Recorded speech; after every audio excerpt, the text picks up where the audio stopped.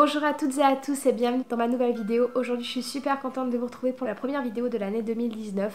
Donc voilà, je souhaitais vous faire une petite vidéo spéciale sur l'Angleterre et ce que j'aime avec les séries anglaises que je préfère. Juste avant que je commence la vidéo, je tiens à vous dire en fait que je vais faire bientôt un petit giveaway, un petit concours sur ma chaîne pour fêter les 4000 abonnés. Je sais que ça fait un moment qu'on a passé les 4000 abonnés, mais voilà, je voulais vous faire un petit quelque chose, enfin juste fêter un petit peu ça parce que ça fait quand même 4000, on est déjà pas mal sur la chaîne. Bon, pour moi ça fait beaucoup, donc déjà je voulais vous remercier pour ça, d'activer la petite cloche des notifications juste en dessous pour être alerté lorsque la vidéo du concours sortira.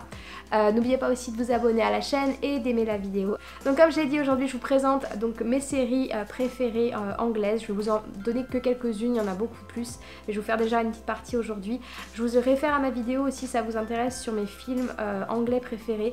Donc là c'est aussi une partie, j'en ai encore beaucoup à vous présenter prochainement, mais voilà, c'était pour vous donner une petite idée de ce que j'aimais regarder. Alors vous allez voir que les séries que je vais décrire sont généralement pratiquement toutes sur Netflix. Donc si jamais, je fais pas de pub pour Netflix, je suis pas payée par Netflix ou quoi que ce soit, c'est simplement que moi je possède Netflix et je regarde beaucoup de choses dessus.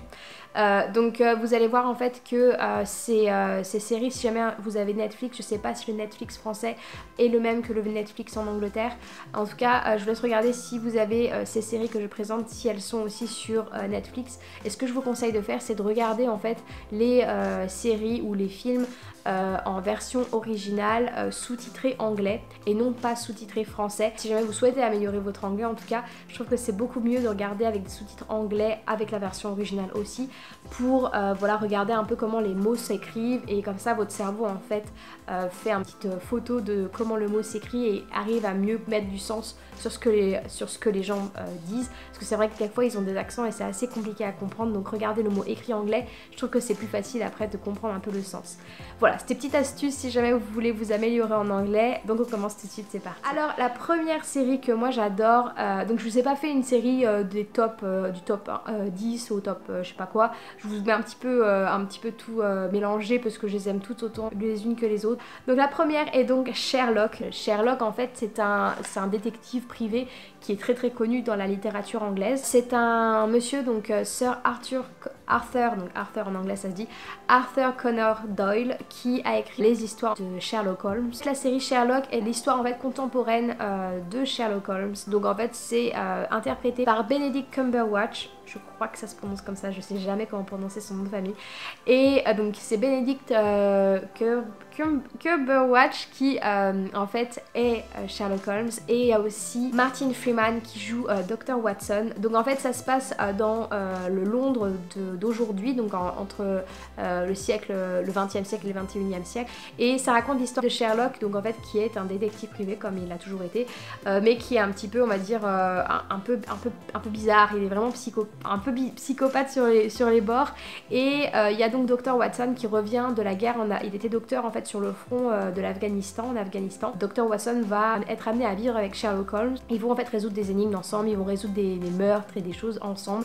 Et moi je trouve que cette série est extrêmement bien parce que elle a une atmosphère déjà très mystérieuse et assez étrange, on va dire. Et moi je trouve qu'en plus Benedict, il a cette façon de jouer qui rend en fait son rôle vraiment intéressant et vraiment atypique. Enfin, je sais pas comment expliquer, mais en tout cas moi à chaque fois que je regarde cette série, je suis happée par l'histoire. Et c'est vrai que l'histoire en fait il y a plein de tournants, des trucs qu'on croit en fait ça va arriver, mais en fait pas du tout, il se passe complètement le contraire. Donc voilà, je vous conseille de regarder cette série si vous avez l'occasion, elle est vraiment très bien. Ensuite vous avez la série Luther. Donc Luther c'est comme en fait, alors j'adore les séries de détectives, les thrillers et trucs comme ça, j'adore ça. Vous avez peut-être dû en entendre parler, je crois qu'il était passé sur Canal+ lorsque j'étais encore en France. Enfin, une partie des saisons, il y en a plusieurs de saisons.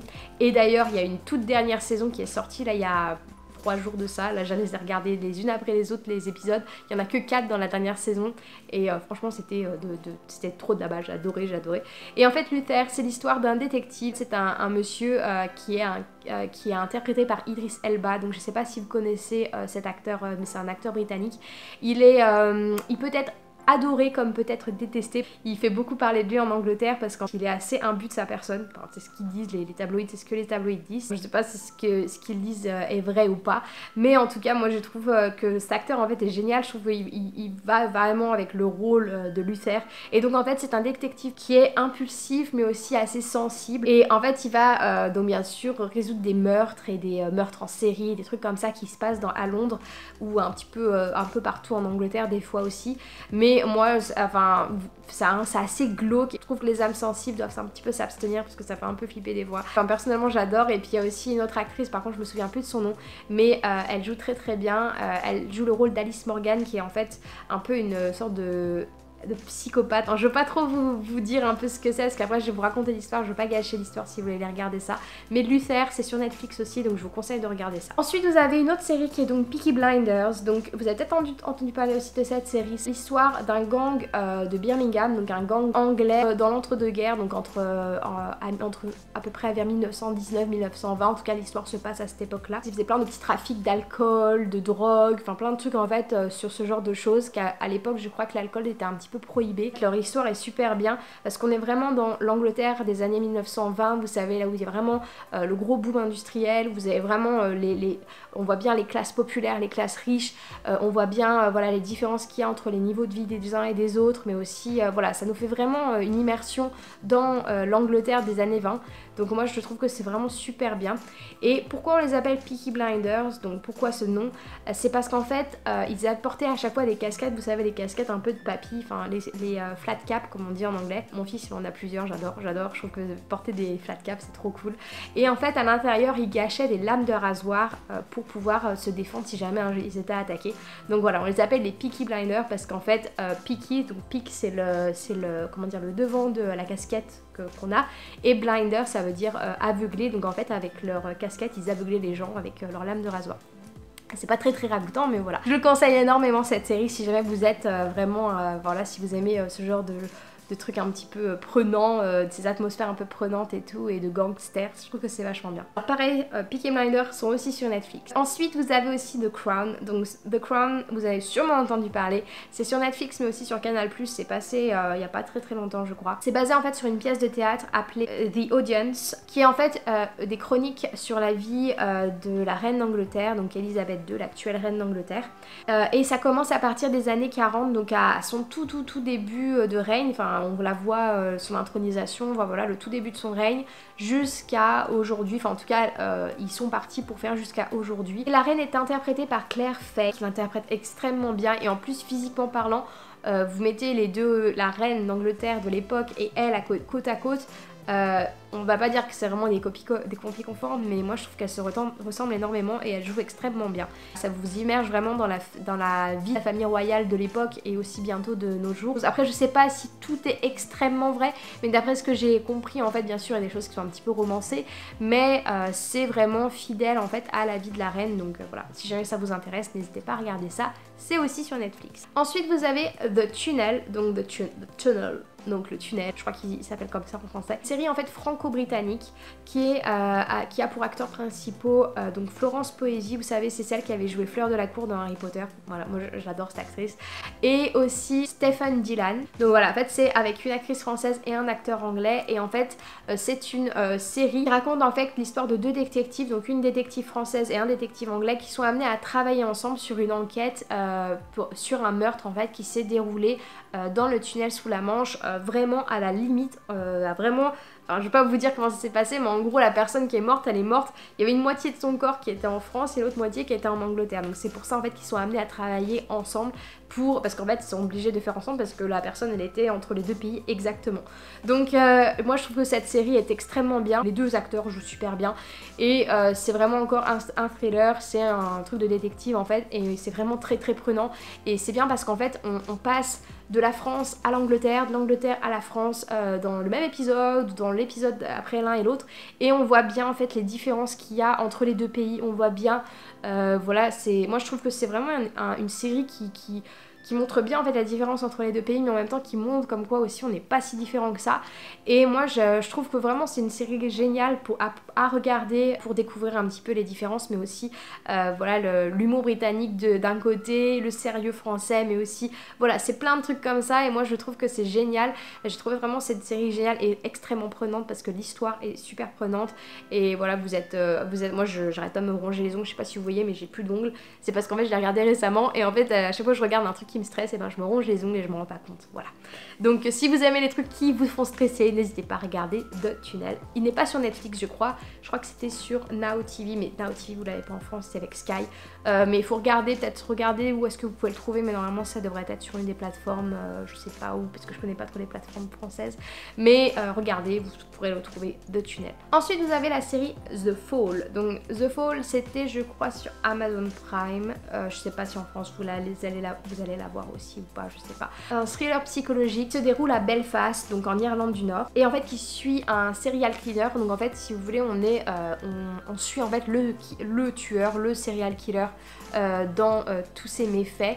Et en fait il y a une détective donc qui vient de Londres qui en fait a été mutée à Belfast et qui doit en fait enquêter sur cette série de meurtres que ce tueur en série en fait fait. Le tueur en fait est interprété par Jamie Dornan qui est l'acteur qui joue dans 50 nuances de Grey, donc 50 Shades of Grey. 50 nuances de gris, pardon, 50 Shades of Grey, et avec l'actrice avec qui joue dans X-Files qui est Gillian Anderson. Vous devez sûrement la connaître si vous êtes de mon époque et que vous avez regardé X-Files, mais voilà, de très très bons acteurs en tout cas. Et en fait c'est vraiment prenant parce qu'en fait on se met dans la peau en fait du tueur en série, et d'une certaine manière en fait on développe un peu pendant cette série le syndrome de Stockholm. En fait moi c'est ce que j'ai eu. En fait on s'attache au tueur en série même s'il tue plein de gens d'une manière assez horrible, mais on s'attache en fait au tueur, et en fait vous allez voir que voilà, vous allez être en fait un peu de son côté, mais en même temps du côté aussi de la détective. Donc c'est un peu une série qui vous fait chanceler entre les deux. Et aussi c'est très bien parce que ça se passe en Irlande du Nord, et c'est vrai que l'Irlande du Nord c'est vraiment un endroit qu'on connaît pas forcément lorsqu'on veut regarder un peu le Royaume-Uni. On voit bien la ville de Belfast et tout, si jamais ça vous intéresse de voir un petit peu à quoi ressemble l'Irlande du Nord. Voilà, c'est assez intéressant. Et aussi cette petite guéguerre qu'il y a entre les Londoniens et les gens un peu plus provinciaux, donc l'Irlande du Nord, d'Écosse, du nord de l'Angleterre. Vous allez voir qu'il y a bien cette petite guéguerre entre voilà, les gens qui ne sont pas de là, ou voilà, un peu comme chez nous avec les Parisiens qui viennent en province, bah, c'est à peu près le même truc aussi. Mais voilà, je vous invite à regarder cette série. Donc c'était tout pour mes séries préférées, donc une partie de mes séries préférées, mais aussi hors catégorie bien sûr, j'ai mis Game of Thrones, qui n'est pas réalisé en Angleterre ou ce genre de choses. Enfin, il y a des parties qui le sont, mais c'est joué par énormément d'acteurs britanniques. Donc pour ceux qui n'ont jamais vu Game of Thrones, je ne peux que vous pousser d'aller regarder Game of Thrones. Surtout qu'en plus la dernière saison arrive cette année et j'en peux plus, j'en ai trop hâte d'être en avril. Là je suis comme une malade. Et aussi une série très bien à regarder. Donc Game of Thrones joué par un dessin, la moitié des centaines de millions de personnes le connaissent, mais je vous laisse regarder ce que c'est génial. Mais aussi The Tudor, je voulais vous parler de cette série qui n'est pas anglaise, qui est américano-canadienne je crois, mais qui est sur la vie du roi Henri VIII Tudor. C'est en fait une dynastie anglaise qui a régné sur l'Angleterre. Et donc Henri VIII est très connu pour avoir déjà créé l'église anglicane, donc qui est l'église anglaise, vous savez, c'est lorsque en fait il a voulu désavouer le pape, en fait dire que le pape n'était plus le patron de l'église, mais que lui, donc le roi, était patron de l'église anglicane, pour pouvoir en fait divorcer de sa première femme. Ce roi est très connu parce qu'en fait il a fait décapiter de nombreuses de ses épouses. Il a été marié je sais plus combien de fois, peut-être 5-6 fois, même voire plus. Mais voilà, en gros ça vous raconte un petit peu l'histoire des Tudors et justement d'Henri VIII. Bien sûr comme j'ai dit c'est une série américaine, donc voilà, c'est pas vraiment une série anglaise, mais c'est basé sur l'histoire d'Henri Tudor qui est donc le roi d'Angleterre. Donc je vous conseille énormément cette série. Moi j'ai regardé 2 fois cette série parce que je la trouve géniale. Elle date un petit peu, elle date déjà il y a plusieurs années je crois, mais je trouve qu'elle est toujours aussi bien. Moi à chaque fois que je la regarde je trouve que c'est super bien. Je crois qu'elle est d'ailleurs sur Netflix si je ne me trompe pas. Je crois que j'ai fait le tour. Je suis en train de tester un nouveau micro aujourd'hui, donc n'hésitez pas à me dire en commentaire si vous préférez cette vidéo avec le micro comme ça ou si vous préférez les vidéos d'avant, parce que voilà, je l'ai eu pour Noël ce micro, je l'avais commandé et c'est vrai que je suis en train de le tester, donc n'hésitez pas à me dire ce que vous en pensez. J'espère que cette vidéo vous a plu. Si vous l'avez aimé comme d'habitude, n'hésitez pas à laisser un like sous la vidéo, de vous abonner à la chaîne comme d'habitude, et je vous dis à très bientôt. Restez connectés, regardez bien, n'oubliez pas d'activer la petite cloche des notifications pour être alerté ça c'est Dobby, excusez-moi, pour être alerté du prochain concours qui va sortir sur ma chaîne YouTube. Voilà, je vous j'en dis pas plus, mais en tout cas je pense que ça va être assez sympa. Bah écoutez, je vous embrasse toutes et tous super fort, je vous souhaite encore une très bonne année 2019 et je vous dis à la semaine prochaine pour une toute nouvelle vidéo. Ciao!